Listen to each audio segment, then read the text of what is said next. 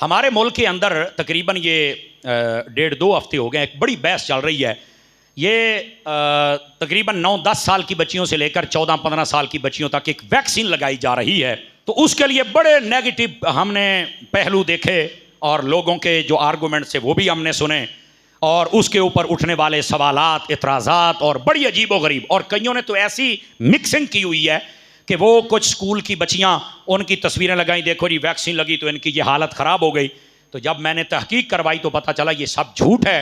वो जो बच्चियां थीं वो वहाँ पर कोई गैस का सिलेंडर था, कोई ऐसा मामला पेश आया जिसके बाद उनकी ये हालत हुई, तो उन्होंने इसके साथ जोड़ दिया ताकि ये काम वैक्सीन वाला ना हो सके। और फिर कईयों ने ये कहा कि जनाब ये तो दुनिया में कहीं नहीं लगाई जा रही, तो ये हमें लगाई जा रही है, तो हमें जनाब जानवर समझा हुआ है, तो हमें तो मार दिया जाएगा, तो हमारी तो आने वाली जो नस्ल है वो औलाद नहीं पैदा कर सकेगी। तो उन्होंने ये जनाब एक नया मसला खड़ा कर दिया।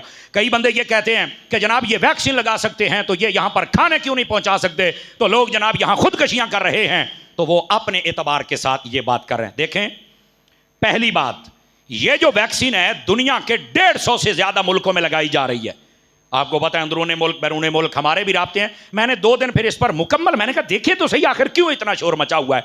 तो सब ने कहा जी ऐसी कोई बात नहीं है, ये दुनिया के 150 ममालिक, तरक्की याफ्ता ममालिक, उन सब के अंदर ये लगाई जा रही है।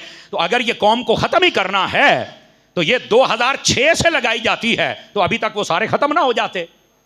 ये जैसे पोलियो आया था ना, और ये केसेस ज़्यादा थे, अभी पूरे पाकिस्तान में तकरीबन मेरा ख्याल है कोई 100 के करीब पोलियो के सारे केसेस रह गए, बाकी सारे खत्म हो गए। इसका मतलब है वैक्सीन का फ़ायदा होता है। हाँ, आप ये तकादा कर सकते हैं कि वैक्सीन एक नंबर होनी चाहिए और हुकूमती मशीनरी की सरपरस्ती में लगनी चाहिए, उसकी जो डेट है वो एक्सपायरी नहीं होनी चाहिए, वो अच्छे कारकुनों ने, ये आप तकादा कर सकते हैं। लेकिन ये कहना कि ये जनाब बच्चों को बांध किया जा रहा है, ये कौम को बर्बाद किया जा रहा है, एक्स वाई, ऐसी कोई बात नहीं।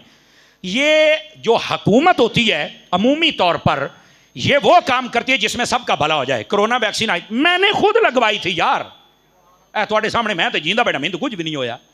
और मेरे पीरो मुर्शिद हजरत अल्लामा पीर मोहम्मद इलियास अत्तार कादरी रज़वी दामा इकबालू, आपने खुद लगवाई, आपने बाकायदा वीडियो जारी की ताकि लोगों को पता चले कि यार ये मारने के लिए नहीं है, ये जैसे जैसे जदीद दौर आ रहा है, तहकीक हो रही है, कोई दवाइयाँ आ रही हैं तो तुम्हें फ्रीयों में मिल रही हैं, बाद में इतने पैसे भर के आपने तंग भी तो होना है ना, तो पहले इलाज कर लो। असल में ये मसला है। लेकिन ये जो सोशल मीडिया का जिन है, आपको पता है बात का बतंगड़ बनाना, ये तो फिर अगर ऐसा ना करें तो व्यूवरशिप कहाँ से आ जाए, ऐसा ना करें तो इनको डॉलर कहाँ से मिले।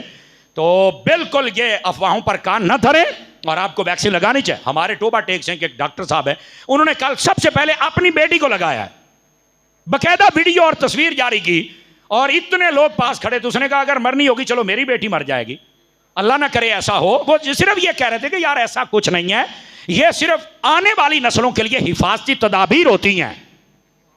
समझ आ रही मेरी बात? लेकिन लोगों ने इसे साजिश बना के पेश कर दिया, जबकि ऐसी कोई बात नहीं है। ये 2006 से पूरी दुनिया में लगाई जा रही, पाकिस्तान में आप पहुंची है। बिल्कुल इसको वैक्सीन लगवाने में कोई हरज नहीं, लगवानी चाहिए ताकि हमारा मुआशरा ऐसी बड़ी बीमारियों से, और बिलखसूस कहते हैं ये औरतों को क्यों है, तो ये उनके मुताल्लिक का जो ख़ास बीमारियां होती हैं ये उस हवाले से है, ये लगाई उन्हें जाती है और कोई मसला नहीं है। बाकी अल्लाह रब्बुल इज़्ज़त हमारे मुल्क पर, बच्चों पर, बच्चियों पर, छोटों पर, बड़ों पर, सब पर अपनी फजल और रहमत की निगाह फरमाए और तमाम मुसलमानों को अपनी रहमत और रिज़वान की छतरी और साया अता फरमा दे।